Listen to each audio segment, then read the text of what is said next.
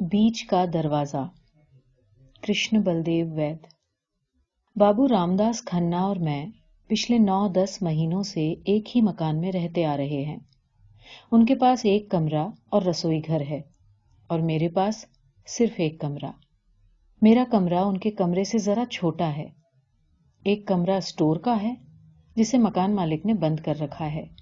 वो खुद दरियागंज में रहता है जहां सड़क के किनारे उसका 2 मंजिला मकान है। सुनता हूं वो इस मकान से दुगना बड़ा है और उसमें उसके बड़े लड़के के अलावा एक किराएदार भी है। हर महीने की दूसरी तारीख की शाम को मालिक मकान खुद या उसका कोई आदमी आता है, मुझसे 35 रुपए और बाबू रामदास से 45 रुपए किराए के लेकर चला जाता है और मिसेज रामदास के कथनानुसार हमारे सिर से एक बोझ उतर जाता है। मेरे कमरे का एक दरवाजा बाबू रामदास के कमरे में खुलता है। इस दरवाजे की चिटकनी मैंने अपनी तरफ से चढ़ा रखी है और बाबू रामदास ने अपनी तरफ से इसके साथ ट्रंकों की एक दीवार खड़ी कर रखी है जिस पर बैठकर बाबू रामदास का छोटा बच्चा ट्रंकों को ही ढोल समझकर उन्हें जोर से बजाया करता है। और जब कभी भी वो इस शगल में एकदम तल्लीन हो जाता है तो धड़ाम से कभी फर्श पर और कभी साथ लगी चारपाई पर जा गिरता है।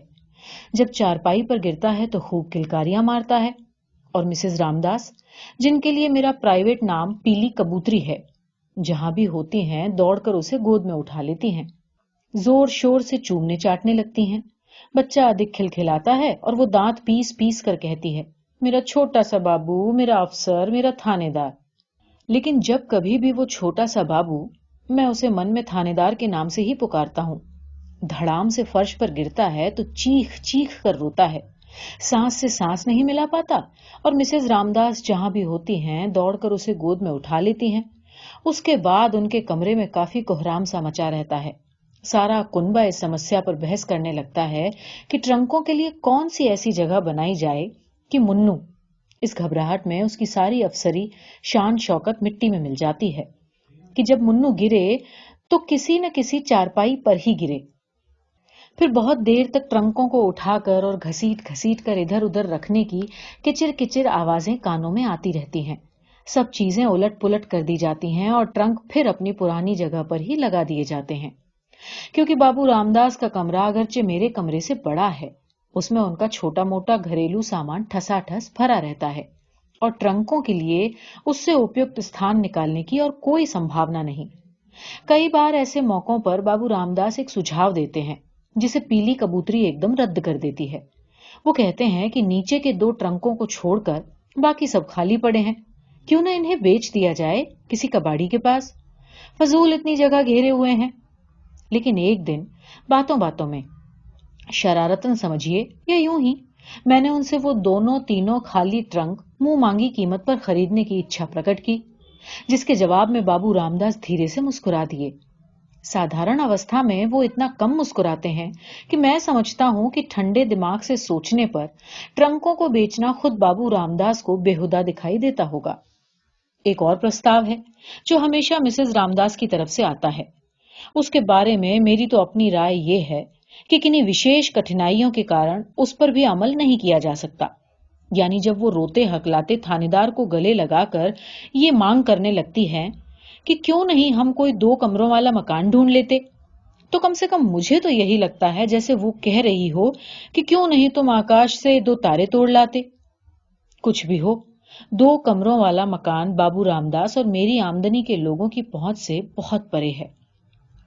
उनकी इस मुश्किल को हल करने के लिए मैंने एक सुझाव पेश किया, जिस पर कुछ देर गौर करने के बाद बाबू रामदास ने उसे रद्द कर दिया। वो प्रस्ताव ये था कि खाली ट्रंक तो रख दिए जाएं मेरे कमरे में और नीचे के दोनों ट्रंकों को दोनों चारपाइयों के नीचे धकेल दिया जाए। बीच का दरवाजा खुला रहे ताकि जब मुन्नू थानेदार ट्रंक बजाना चाहे तो वो घिसट घिसट कर मेरे कमरे में आ जाए, क्योंकि मेरे कमरे में जगह काफी है।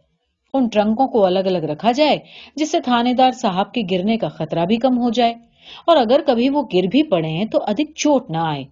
रविवार को छोड़ बाकी दिन तो मैं वैसे भी दिन भर दफ्तर रहता हूं, इसलिए मुझे तो कोई कष्ट नहीं होगा और सब काम ठीक हो जाएगा।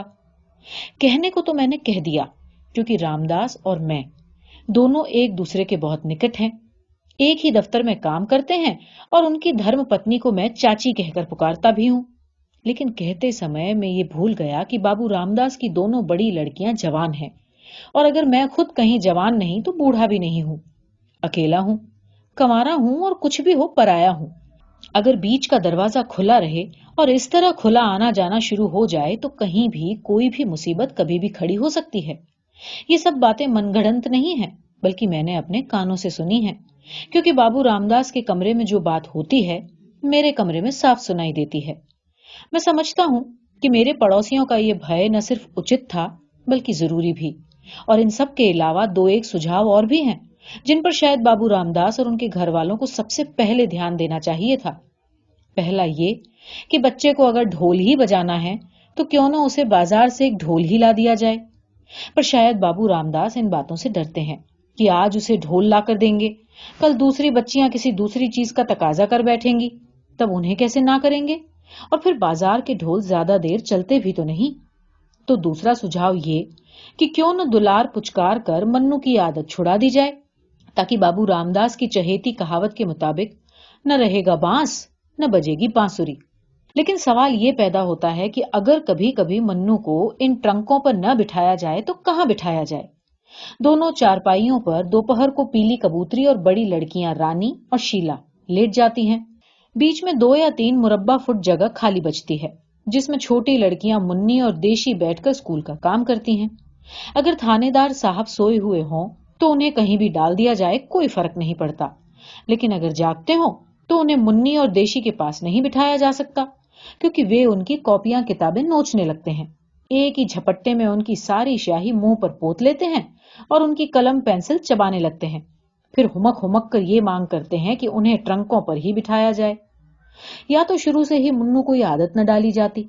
اب ان کے اس دلی شوق کو نظر انداز کر دینا ان کے ساتھ سراسر انیائے ہوگا، کیونکہ باوجود ان تمام چوٹوں کے جو ابھی تک ٹرنکوں کے گرنے کے کارن تھانے دار صاحب کو آئی ہیں، انہیں جو لطف ٹرنکوں پر بیٹھ کر ڈھول بجانے میں آتا ہے اس کا کوئی جواب نہیں۔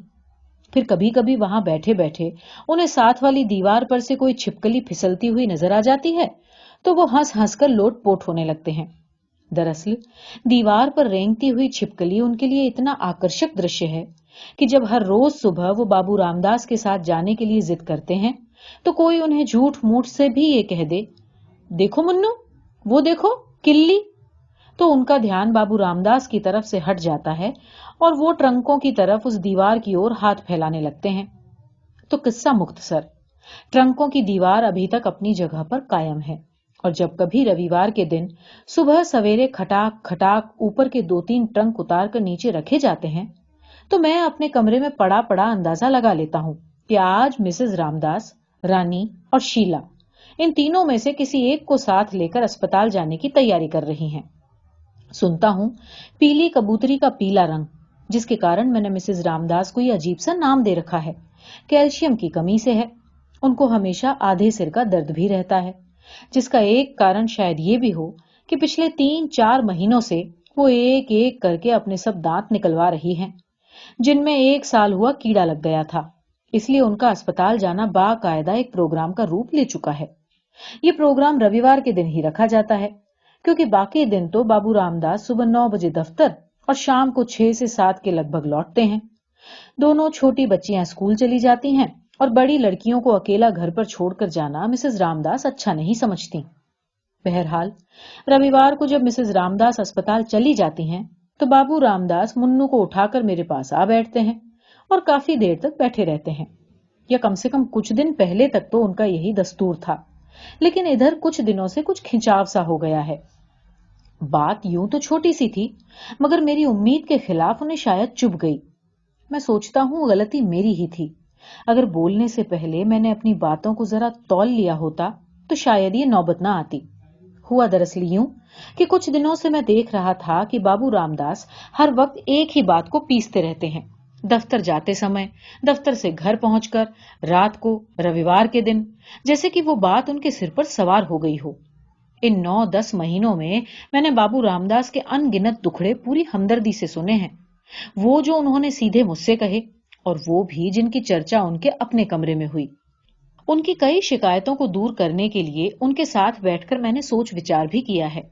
مجھے ان کے ساتھ سہانوبھوتی اس لیے بھی ہے کہ جب وہ منہ لٹکائے، نظر نیچی کیے، دھیرے دھیرے اپنی پریشانیوں کا ورنن دکھد لہجے میں کرتے ہیں تو مجھے اپنے پتا یاد آ جاتے ہیں۔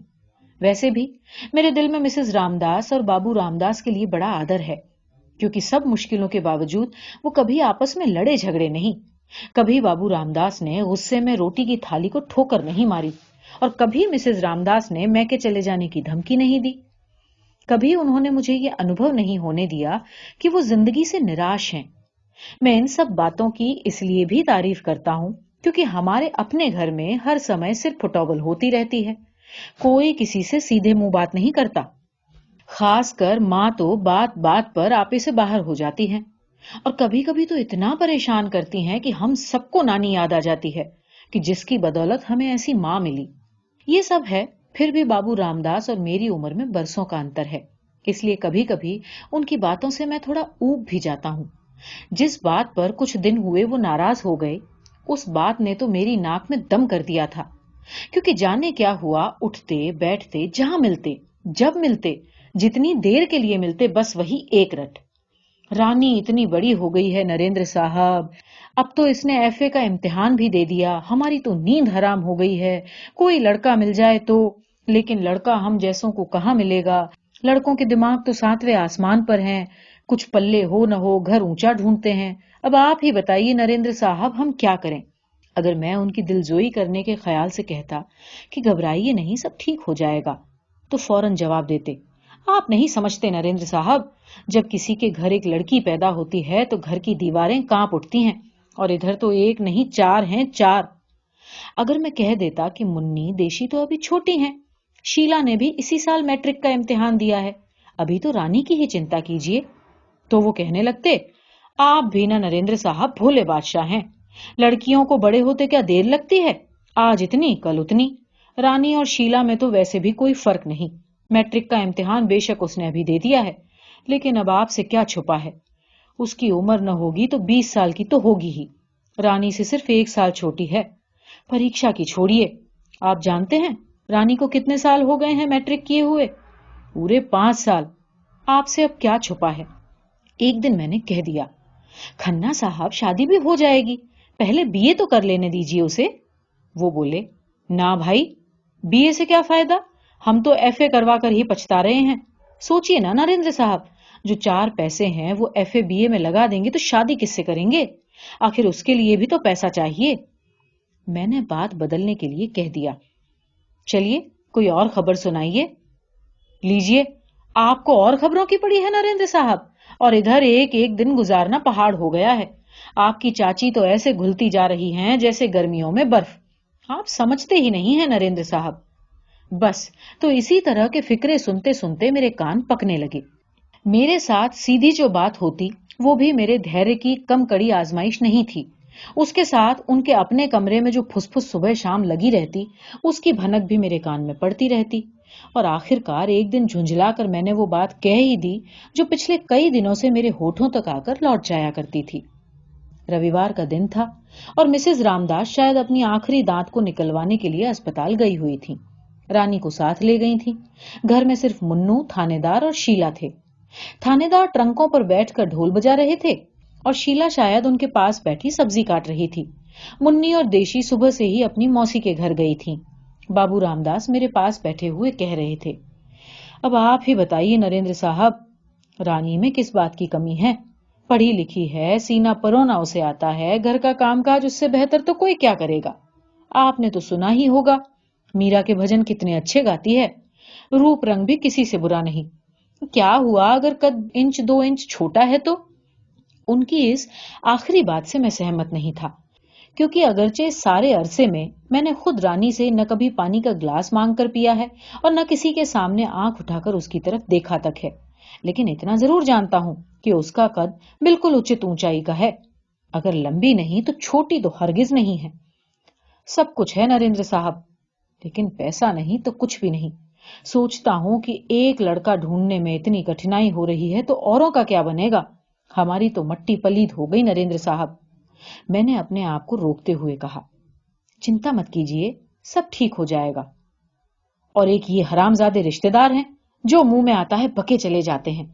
हम कहते हैं अगर हम अपने घर में बैठे बकवास करते रहें तो भी हमें कोई परवाह नहीं, लेकिन इधर कुछ दिनों से उन्होंने क्या काम किया है कि हमदर्दी जताने के लिए चले आते हैं। कोई कहता है कि फलां का लड़का है ना, उसकी पहली बीवी को मरे 10 साल हो चुके हैं, कहो तो उससे बात की जा सकती है। कोई कहता है कि हमारी जान पहचान में एक लड़का तो है, लेकिन उसकी एक आंख में थोड़ी सी खराबी है। और आप हैरान होंगे नरेंद्र साहब, एक ने तो हद कर दी। अगले दिन मैं घर नहीं था। एक साहब घर आए और जाते वक्त रानी की मां से कह गए कि अगर मंजूर हो तो अनंत राम से बातचीत की जा सकती है। और जानते हैं नरेंद्र साहब, ये अनंत राम कौन है? हमारी जाति का एक कुबड़ा साहूकार है, कुबड़ा। अब मुझसे रहा नहीं गया। मैंने अचानक उनकी बात को काटते हुए धीमे से कहा, एक बात कहूं आपसे? बाबू रामदास गुस्से में कांप रहे थे, कुछ बोले नहीं। सुना नहीं उन्होंने शायद। सुनिए, आप रानी की शादी मुझसे क्यों नहीं कर देते? बाबू रामदास खन्ना को तो जैसे कई सांप एक साथ सूंघ गए। उनकी आंखें यूं खुल गई जैसे अब कभी बंद ही न होंगी। उनके होंठ फड़फड़ाने लगे, उनके हाथ यूं कांपने लगे जैसे राशे के रोगी हों। मैं डर गया, लेकिन पेशतर इसके कि मैं कुछ कहता, वो एक झटके से उठे और अपने कमरे में चले गए। इस बात को हुए लगभग 2 हफ्ते हो गए हैं। इस बीच एक बार भी बाबू रामदास मेरे कमरे में नहीं आए और ना ही उन्होंने मुझसे कोई बात की। अगर कभी अनायास घर में या दफ्तर में मुझसे टक्कर हो जाती तो वो निगाह नीची कर लेते हैं। 2 रविवार बीत चुके हैं। चाची ने मुझे खाना खाने के लिए नहीं कहा। मुन्नू थानेदार के ढोल बजाने की आवाज अब भी मेरे कमरे में आती है। 2 दिन हुए शायद वो फिर गिर पड़े थे। बहुत देर तक रोते रहे, लेकिन मैं उन्हें चुप कराने के लिए नहीं जा सका। कुछ नहीं कह सकता कि बात का अंत किस तरह होगा, क्योंकि शुरू में तो 2-3 दिन ऐसा लगा जैसे मुझसे कोई भूल हो गई हो जिसका सुधार असंभव हो। लेकिन जब भी मैं अपने कमरे में होता यही सुनता, आखिर इसे सूझा क्या? हिम्मत कैसे हुई? मैं न कहती थी जो देखने में गऊ से दिखते हैं वे। पूछो, इससे ना हमारी जात मिलती है, ना गोत्र, ना हम तेरे घर वालों को जानते हैं ना। इसके बाद 3-4 दिनों के लिए मुझे ऐसा लगा जैसे मेरे पड़ोसी इस बात को बिल्कुल भूल से गए हों। दरवाजे के साथ कान लगाकर भी सुनता तो कुछ सुनाई न देता। इधर 3-4 दिन से फिर कुछ सरगोशियां होने लगीं। शाम को जब बच्चे रसोई आदि का सामान संभाल रहे थे तो मुझे बाबू रामदास और पीली कबूतरी अपने कमरे में बैठे कुछ इस किस्म की बात करते सुनाई दिए। एक बात कहूं, अगर जात का झमेला न हो तो ये लड़का बुरा नहीं था। ऐसा लड़का तो भागवानों को मिलेगा। बीए पास है, नौकरी है, एमए की तैयारी कर रहा है और फिर हमारी हालत से पूरी तरह वाकिफ भी है। जब से बात ने ये रुख लिया है, मेरी परेशानी कुछ कम हो गई है और जहां तक मेरा ख्याल है, बाबू रामदास की भी एक परेशानी कुछ दिनों के अंदर ही अंदर दूर हो जाएगी।